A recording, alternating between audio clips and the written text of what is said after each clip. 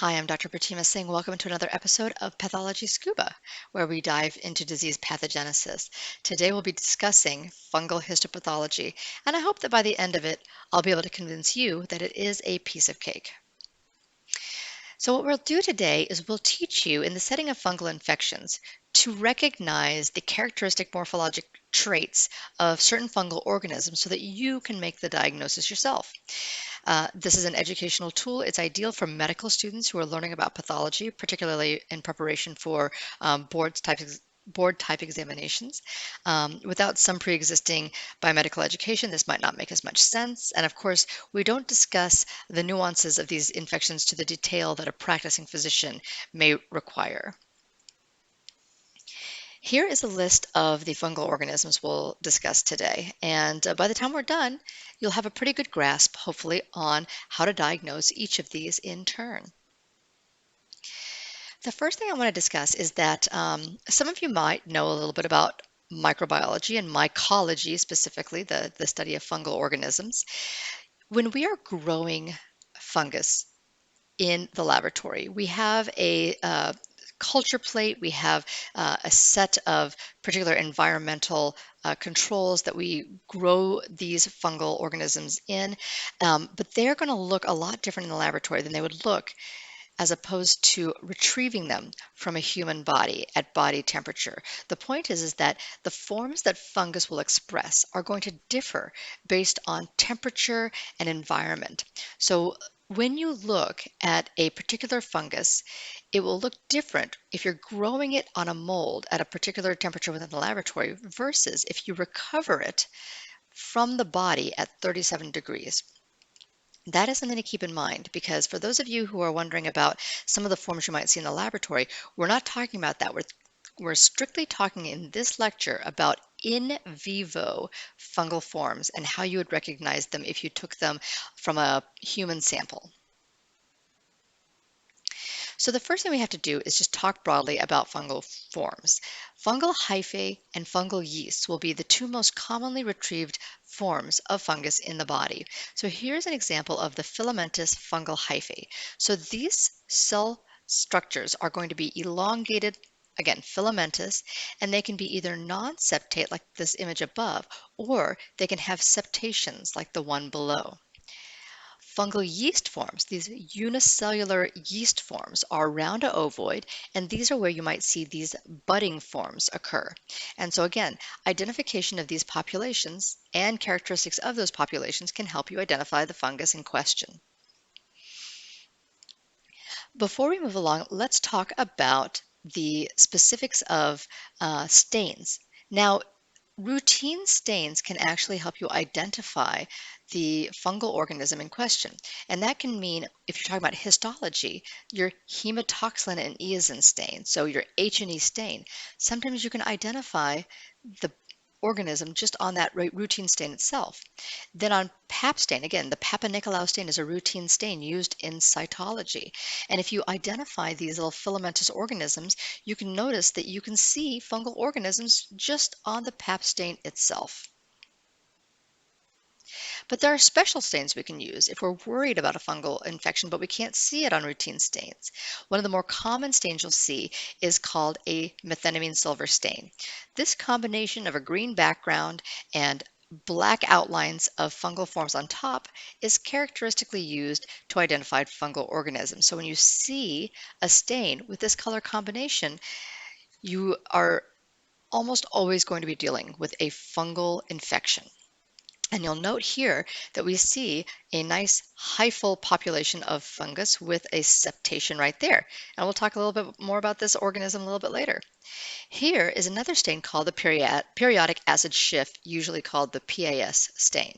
This is a more non-specific stain used for all types of things, but it will stain the fungal organisms in many cases.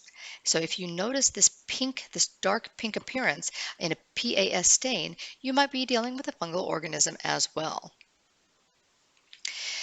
Apart from a GMS stain, a methenamine silver stain, you might see other stains used that specifically capitalize on features of a specific fungal organism. So here on this GMS stain, you're identifying these yeast forms. It's not so specific when you're just looking at the methenamine silver stain, but what if you added some other stains? For example, a mucicarmine stain. Now all of a sudden these same organisms can be demonstrated as having a very thick capsule, which was not staining with the GMS stain. The silver stain above was only staining the center, but this nice mucicarmine stain shows how thick this capsule is because this is Cryptococcus, which has a characteristic thick capsule. An India ink stain can also do that. So certain stains are used to identify certain characteristics of particular fungal organisms like Cryptococcus. So when you see a stain like this, you're likely dealing with Cryptococcus. This is just a very simplistic diagram of the various fungal forms that you can see, but I want to go ahead and move along and start talking about the most common fungal organisms that you will encounter. So here is Candida.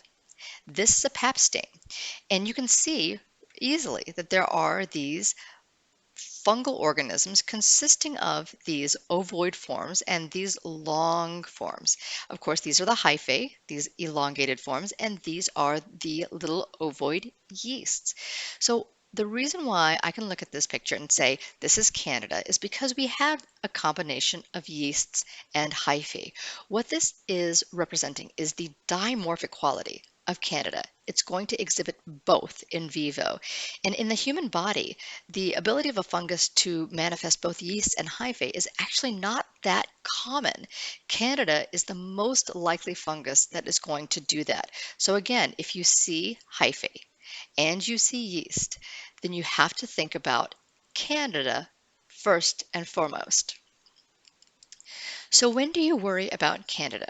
Well, keep in mind that Candida is actually part of our normal flora, particularly in our mouth, in our genital areas. But when you see it on cervicovaginal smears, for example, in a situation where patients are having symptoms of a yeast infection, that could be a cervicitis caused by Candida. You can see it in oral scrapings or biopsy. We talk about oral thrush. And again, we call these yeast infections. A better term might be yeast overgrowth, because particularly in women who have a yeast infection, what sometimes has happened is, for example, they're put on antibiotics. That means other bacterial flora reduce, which allows the yeast of Candida a chance to sort of start dominating and creating a pathologic condition. Esophageal candidiasis can occur. You can get candidal infections of the skin, lung, and of course, Candida can also be a cause for urinary tract infections and, in severe cases, sepsis. So there are all types of infections that can be due to Candida. This is another image of Candida, and I wanted to show it to you on higher power because I want to point out one more morphologic detail. So apart from just the combination of yeast and hyphae, making you think about Candida, Candida have what are called pseudo-hyphae. And what these are really is that even though these look like hyphae, they're actually elongated, not quite septated unicellular forms. So these are actually the characteristic pseudohyphae of Candida. Now, the best description I've heard of these are that they look like sausage links. And I think that's a pretty good way of describing these Candida pseudohyphae. So why am I making a big deal out of this term pseudohyphae? Because there's a difference between the way these hyphal forms look in Candida and what truly septated hyphae look like. So here's an example of truly septated hyphae, and this is Aspergillus. So you can really see that there is a sharp division in these hyphal forms. This is definitely something that almost looks like bricks are laid side to side. And you can readily see where they separate. That's because these are true septations. So Aspergillus, this is going to be a hyphal fungal organism in the body with characteristic morphology. Apart from the septate hyphae, Aspergillus has what's called dichotomous branching. So You can think about that as being like sort of a Y-shaped branching. What happens is as the aspergillus kind of grows and begins to branch, it sort of forms a Y-shaped because it's going to be sort of an equal division of that hyphal structure as it bifurcates. So this bifurcation, this dichotomous branching, is characteristic of Aspergillus. Something that's helpful when you are identifying septated fungal hyphae and you're wondering if it's Aspergillus is just being aware of what kind of infections Aspergillus can cause. Aspergillus is associated with fungal sinusitis, and in the sinus cavity you can actually develop a mycetoma, an Aspergillus ball essentially. So this is a CT of the sinuses. So this patient is laying on their back and here's their nose sticking straight up, and what you see in the sinus is this expansile mass, and this is all Aspergillus. And Aspergillus can do this. It can form these aspergillomas, these balls. Here's another example of an aspergilloma or a mycetoma in the lung. So it's done this in the lung as well. Another thing Aspergillus can do is it can actually colonize areas of bronchiectasis, and this condition of allergic bronchopulmonary aspergillosis again has sort of this multiple mycetomas, essentially this sort of plugging of these ectatic air spaces with nothing but Aspergillus. Now, an Aspergillus has an opportunity to just sort of form a little mass. Like in these cases, it can actually start exhibiting these fruiting heads. So apart from the hyphae, you might see as part of this fungus ball an actual fruiting head, conidial form of Aspergillus. The last thing to be aware with Aspergillus is that it can invade. It sometimes forms a ball, but sometimes it's not content just forming a ball. It can actually invade. And if it invades into vessels, it can disseminate through the body and it can land in essentially any place it would like. And here is a case of a cerebral abscess caused by Aspergillus. So beware of Aspergillus. It's one of the more prevalent pathogenic fungal organisms. So just to touch on that last bit of histology again, think of Aspergillus when you see these septated hyphae and these dichotomous branching structures. Now, take one last good look at these septa because you're not going to see it in the next fungus we're going to talk about. And that's our zygomycoses. This includes mucor, this includes rhizopus, but zygomycoses are particularly deadly fungal infections. And what you'll see in a patient who has zygomycoses are what are actually hyphae, but they don't have septations. They're just long tubular structures, these hyphae.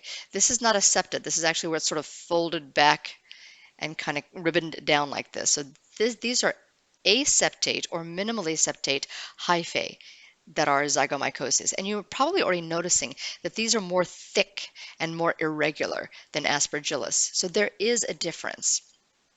One of the reasons you have to be able to diagnose zygomycosis is because of the infections that occur. This is a rhinoorbital zygomycosis that's caused by initial infection of the sinus tract, but then it has extended into the orbit. And of course, the more deadly thing that can happen is it can extend backwards and actually form a meningitis and then an encephalitis by direct invasion. The necrotizing features of these really aggressive zygomycosis infections can mean that it can be sometimes a little hard to find the organism because there's so much necrosis. So sometimes you see tons of organisms, and sometimes you see mostly that pink granular necrosis, and then every so often you'll come across a little clump of these, again, very irregular aseptate hyphal forms that are the zygomycosis. So again, diabetic persons who have rhinosinusitis, think about zygomycosis. In patients who had solid organ transplants, particularly lung transplants, think about zygomycosis because you can certainly see it. And again, there should be a necrotizing inflammatory reaction with these aseptate, bizarre-looking fungal hyphae. So when we talk about fungal appearances in the human body, we have talked about the dimorphic combination of yeast and hyphae being Candida. Then we've talked about hyphae predominant Aspergillus or Zygomycosis. Of course, in reality, there might be more, but these are the most common hyphae predominant fungal infections. So now let's talk about yeast predominant fungal infections. So this is the image I showed you before, and we're going to cover these various yeast forms because based on what a particular yeast looks like, you can identify what the fungus is. The first one we'll talk about is histoplasmosis. Now, histoplasma is a very tiny yeast form. It's small enough that you can actually see that within the cytoplasm of these cells, it's pretty tiny. And so when you put a methenamine silver stain on it, you'll see these tiny little yeasts, these tiny little histoplasma yeasts. And something that can help is at this arrow, you can see this narrow based budding. When you see histoplasma, when you suspect histoplasma, the characteristic clinical picture might vary. One of the more common characteristic clinical features is that of the coin lesion. So let me set the stage for you. A lot of times in immunocompetent people, an initial histoplasma infection is going to be very subclinical. It's going to have some mild symptoms that kind of pass, but you had a histoplasma infection. You got over it, but your body maybe walled off a little nidus of that infected area. And over time, that just sort of became a hyalinized and even calcified area, which shows up as a coin lesion radiographically. And you can see that if you were to take this out, it has this very sharp demarcation with the surrounding normal lung parenchyma. And so you can sort of see maybe a little bit of the residual fibroinflammatory walled off part with a center of hyalinization. And if you put a methenamine silver stain on that, you might be able to identify some histoplasma. Now, histoplasma can sometimes be associated with specific forms. You know, we talked about narrow-based budding, and that can be helpful. But another helpful thing about histoplasma is that it tends to be associated with what are sometimes called pumpkin seed yeast forms. So these forms where they kind of sort of have a taper at one end. They're not perfectly ovoid. They sort of have a little area where they kind of taper out like this. And this pumpkin seed or balloon-like morphology can help you identify these yeast as being more likely to be histoplasmosis. Again, think about histoplasma if you think about incidental calcification seen on X-ray, especially if there is a coin lesion. Certain patients may have progressive pulmonary infection, which cavitates so that the center is actually necrotic, and that can be caused by histoplasma. And then especially in immunocompromised people, dissemination of histoplasma can occur, so pretty much any organ can be affected. But most people will have a very, very short-lived illness. One of the things about histoplasma, small, narrow-based budding yeast, it can overlap with another fungus, which is Cryptococcus. Now, again, that's why I mentioned the pumpkin seeds before in histoplasma, because that can help. But the other thing about Cryptococcus that can help, we've actually already talked about. If you notice these small little yeasts, over here on just the H&E stain, you can actually see that these yeasts are kind of separate from each other. There's almost like there's a space around it. And of course there's a space around it because Cryptococcus has what? It has that capsule. So here's a mucicarmine stain showing you that big ball capsule around Cryptococcus. And again, like we talked about before, you really want to see it?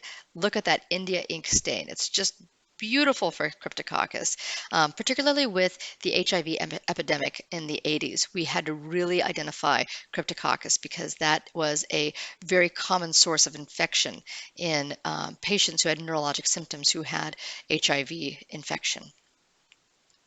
So when do you think about Cryptococcus? Again, like with histo, incidental calcifications can make you think about it. In patients, particularly who are immunosuppressed, consider the possibility of a neurologic presentation being a cryptococcal meningoencephalitis. Patients who have exposure to pigeons, whether by directly being bird handlers, pigeon breeders, or just living in dense urban situations where there are a lot of pigeons, that can be an exposure route. Keep in mind, especially with patients who have immunosuppression, dissemination can occur, so it can wind up anywhere. But in the majority of patients, they're going to be asymptomatic. So Cryptococcus, just for your visual, here is a cryptococcal infection that has seeded the basal ganglia. You can kind of see it looks almost spongy in appearance. And this is in someone who had cryptococcus from exposure to pigeons. So these associations, this thick capsule, this brain involvement, a pigeon, keep those in mind for cryptococcus. So the next thing we'll talk about is blastomycosis. And when you think about blastomycosis, think about broad-based buds. Now, what do we mean when we say broad-based buds? Well, again, these buds have sort of a more intimate, close connection, right? So visually, when you think about broad-based buds, think about a snowman. If you're building a snowman, you want to make sure that head is really pushed down solidly so it doesn't fall over. So, if this is kind of an upside-down snowman, this is the body, this is the head, it's on there nice and solid. Same thing over here. That connection is really good. And that's a broad-based bud. So blastomycosis is going to be most commonly seen in pneumonias. Now, some patients might have systemic disease, which can give them a rash. And here's an example of a blastomycotic rash. Actually, blastomyces was originally discovered in patients who had skin manifestation, hence blastomyces dermatitis. But it's extremely rare to have a rash unless you have pulmonary involvement.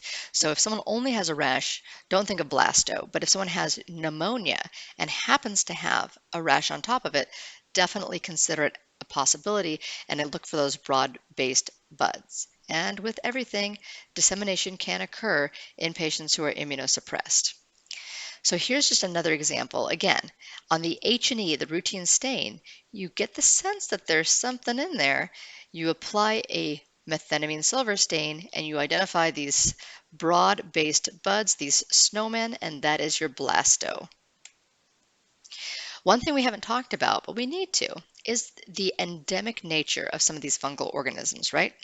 Because histo and blastomycosis, you can see them predominantly in the Midwest, with blastomycosis also reaching up sort of throughout the Great Lakes region and a little bit more towards the East Coast. So these are, again, histo and blasto. One thing we did not talk about yet is this dark blue stripe right here through the Rio Grande Valley, and that is our next organism, Coccidioidomycosis. So here is one of the most characteristic fungal organisms, the spherule of Coccidioidomycosis. Endospores within Coccidioidomycosis spherules will release at some point, but until they do, this characteristic spherule is going to really help you make that pathologic diagnosis. As you can see, even on an H&E stain, this stands out. This is a very abnormal structure. It is a coccidiospherule with all these endospores inside. And when you stain it with a methenamine silver stain, sometimes you'll identify that spherule very well. Sometimes this outer spherule wall does not stain so darkly, but you'll still see sort of these balls of these endospores. And if you see these sort of balls, think about Coccidioidomycosis. Like with the other endemic fungal infections, typically patients will have a mild pneumonia that resolves spontaneously, but some patients can get systemic disease. In my residency, I actually saw a case where a patient who had walked through the Mojave Desert had actually acquired a sepsis with Coccidioidomycosis, and these particular fungal organisms were actually identified within the bloodstream. So it was a coccidial septicemia. So again, keep in mind this geographic endemic nature of blasto, coccidio, and histo. Now let's talk about another fungal infection. And what you're seeing here is a fungal infection. Do you see the fungi? Not really. I don't either. But if I see a lung biopsy with this sort of foamy, frothy pink stuff in there, I'm going to think of one fungal organism specifically, which is Pneumocystis. Pneumocystis are described as cup-shaped yeast forms. And you can really see that in this particular image. I like this image a lot because what you're seeing are these, we say cup-like, maybe you'll think of a bowl, but you think of sort of a concave yeast that's just sort of sitting there, picking up the stain. And it tends to accumulate within alveolar spaces, hence this frothy material. And here's another example of that frothiness. We've kind of panned out a little bit. We're at a lower magnification so we can see a little bit more readily these multiple alveolar spaces filled with this really frothy pink stuff. And if you see this, particularly in a patient who's presenting with a pneumonia, like presentation with signs and symptoms of a pulmonary infection, with a history or the suggestion that they may be immunosuppressed, like in AIDS, think about pneumocystis. Here's another really nice example with the characteristic methenamine stain appearance of these cup-shaped organisms. You may notice some cups here. You may also notice that some of these have dots. And the reason is because in these cups at the bottom, you can get a little bit of that collection of pigment that we use in the silver stain. So sometimes you'll see what looks like almost like eyeballs, like a dark dot inside a round thing. This is when you're looking at the bowl sort of from above. So again, fungal appearances in the human body. You've got your dimorphic, your hyphae predominant, and your yeast predominant, and I hope that helps you. And if not, maybe we can do one last thing to help you know that this is after all, a piece of cake. So what we're going to do now is we're going to decorate some cupcakes, and this is our slide. This is our GMS stain, right? So I'm going to draw here a nice little fungal hyphae. We're going to put little breaks in it. We're going to put little pseudo hyphae in there, and then we're going to add a little tiny yeasts around it. And this is going to be, let's add a little bit more. Let's add a little bit more and make this a Candida cupcake. This is a dimorphic fungus that's got yeasts and hyphae, and the hyphae have a little bit of the pseudohyphal appearance to it, right? So here's another cupcake. And now what we're going to do is we're going to create a different type of hyphal structure. We're going to make it thicker. We're going to cause this dichotomous branching to occur. And after we're done forming these nice dichotomously branching hyphae, we need to form some true septae. So let's take a little knife and actually cut little true septations in there. So that dichotomous branching and the true septae form our Aspergillus cupcake. Finally, we're going to do our last type of hyphae, which are probably the most fun to do because I can be a little bit sloppier about this. So let's just make this hyphae and that hyphae, and let's just make this haphazard and kind of warped and thick and unruly looking. And this, of course, is our Zygomycosis. This is the worst infection, but probably the most fun to pipe. So that's our hyphae. Now let's go on to our yeast forms. And the first thing I want to do is I want to try to create as best as I can these really narrow-based buds. So they're just barely going to touch. So that is narrow-based budding. And you think of histo, you think of crypto. I'm going to try one more. That's not quite as good, but my frosting is getting a little bit warm. Oh, but look, I did a taper there. So that is a pumpkin seed or balloon-shaped yeast like in histo. And then finally, let's go ahead and try to do some broad-based buds. So we're going to do really close. We're going to smash these up together more than teenagers outside a European museum. And because we're so smashed up against each other, this is a classic example of broad-based budding, like in Blastomycosis. So these are our fungal cupcakes. Well, unlike Egon Spengler, I only collect spores, mold, and fungus of the fake form on top of my cupcake, but I hope that this has been helpful to you in being able to identify some of those characteristic fungal organisms. I've been Dr. Pratima Singh. Thanks for watching Pathology Scuba. Subscribe if you want to see more pathology randomness. Please feel free to share these videos around. They're for anybody who might be interested. Send me any comments, ideas for future sessions, and I hope that you have as much love for pathology as I do. See you next time.